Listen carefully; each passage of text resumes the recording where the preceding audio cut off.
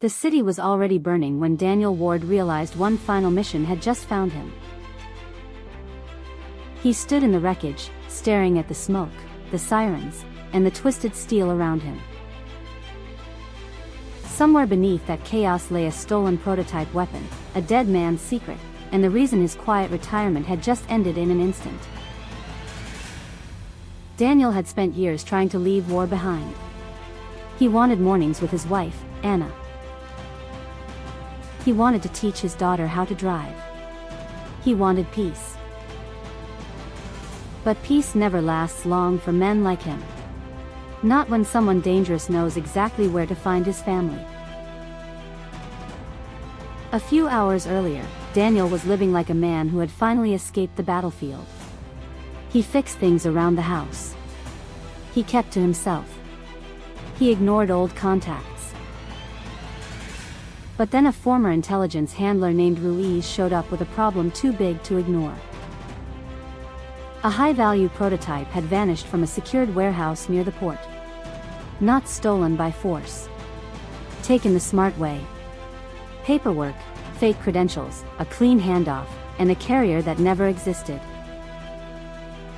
The kind of theft that only works when the criminals look more legitimate than the people protecting the cargo. Ruiz didn't just want Daniel's help because of the weapon. He wanted him because the syndicate behind the theft had one rule: no loose ends. And Daniel's name was already on their list. At first, Daniel refused. He was done. He said that with the confidence of a man who had survived too much to be pushed back in. But then the first warning arrived at his home. A message. A photo. A reminder that his past was not buried at all.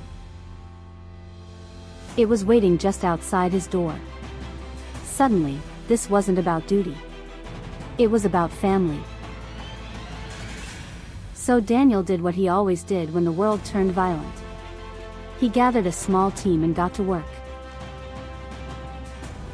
Ruiz brought the intel. A young hacker named Tessa traced the shipment records. Daniel brought the muscle, the instincts, and the kind of patience that only comes from having already been through hell. Together, they discovered the prototype wasn't science fiction. It was a real directed energy system, compact enough to disappear, dangerous enough to change the balance of power. The syndicate didn't want it for show. They wanted it to blind defenses, break response times, and create the opening for something much worse. The first major clue led them to a warehouse on the edge of the industrial district. Daniel expected a fight. What he didn't expect was how quiet it was. That's when he knew they were walking into a trap. Inside, the place looked nearly empty, just enough activity to seem ordinary. Men in logistics uniforms moved with practiced calm. Forklifts rolled. Doors opened. Boxes changed hands. Then the truth hit Daniel all at once. The theft had already happened. The warehouse wasn't the crime scene. It was the cover story. And the second he stepped forward, the ambush began. Gunfire ripped through the loading bays. Men poured out from behind stacked crates. Daniel dragged Ruiz behind cover, while Tessa fought to keep the data alive long enough to identify the next transfer point. The fight was brutal, close, and fast. Daniel moved like a man who remembered every lesson pain had ever taught him. He dropped one attacker, then another. He took hits. He kept moving. And when the smoke cleared, they had only part of the answer. But it was enough to show them the clock had started. The stolen weapon was already moving through the city. What followed was a high-speed chase through port roads, freeway ramps, and cramped industrial lanes. With the syndicate trying to disappear into traffic before Daniel could catch them. Tires screamed. Engines roared. The convoy split at the last second. forcing Daniel to choose between the truck carrying the prototype and the escort vehicle guarding the route data. He chose the truth. It nearly got him killed. And then came the betrayal. Their most trusted ally, Ellis, had been feeding them information from the beginning. He had earned Daniel's trust. He had fought beside him. He had laughed with him. But when Daniel cornered him, Ellis didn't look surprised. He looked relieved. The syndicate had bought him, or broken him, or both. He claimed the mission was never about stopping an attack. It was about controlling who survived it. Then he handed over the final location and vanished into the chaos. Daniel felt the knife twist deeper because he had seen this before. Not the betrayal itself. The excuse. Ellis's information pointed to an old industrial complex on the city's edge, a place full of fuel lines, chemical storage, and structural weak points. Daniel understood the plan immediately. The syndicate wasn't just preparing a strike. They were turning the entire site into a weapon.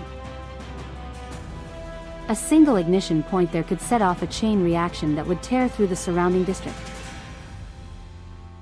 Vehicle ramming. Hidden charges. Panic. Fire. Then the prototype would blind every emergency response long enough for the citywide attack to go live. One truck. One turn. One crowd. And thousands of lives caught in the blast radius. Daniel called Anna and told her to get to safety, but the syndicate had already anticipated that move. They reached his family first. From there, everything got personal. Daniel drove straight into the storm, with Ruiz and Tessa trying to coordinate the rescue while the city's emergency routes collapsed around them. He fought through guards, alarms, and burning corridors until he found Anna trapped near the loading tunnels, with the complex shaking under every new explosion. They made eye contact, and for one brief second, the war disappeared. There was only relief. Then the ceiling started to come down. They ran. The final battle exploded across the facility as the whole structure began to fail. Steel groaned. Flames climbed the walls. Secondary blasts rocked the foundations just like Daniel feared. The prototype weapon was mounted near the core assembly, ready to trigger the attack sequence. Ellis appeared again, trying to finish what he started, and this time there was no room left for mercy. Daniel faced him in the middle of the collapsing complex, angry enough to kill, tired enough to understand what betrayal really costs. Ellis said he was only surviving. Daniel answered, "So was I." Then he made his choice. Instead of saving himself, he stayed long enough to destroy the weapon and expose the entire network. That meant holding the line while the complex tore itself apart around him. Ruiz dragged civilians out. Tessa killed the signal feed. Anna escaped with the last survivors. And Daniel finally forced the prototype into overload, turning the syndicate's prize into the thing that destroyed them. The explosion that followed swallowed the heart of the complex and erased the citywide attack before it could begin. But victory came at a price. Ruiz didn't make it out.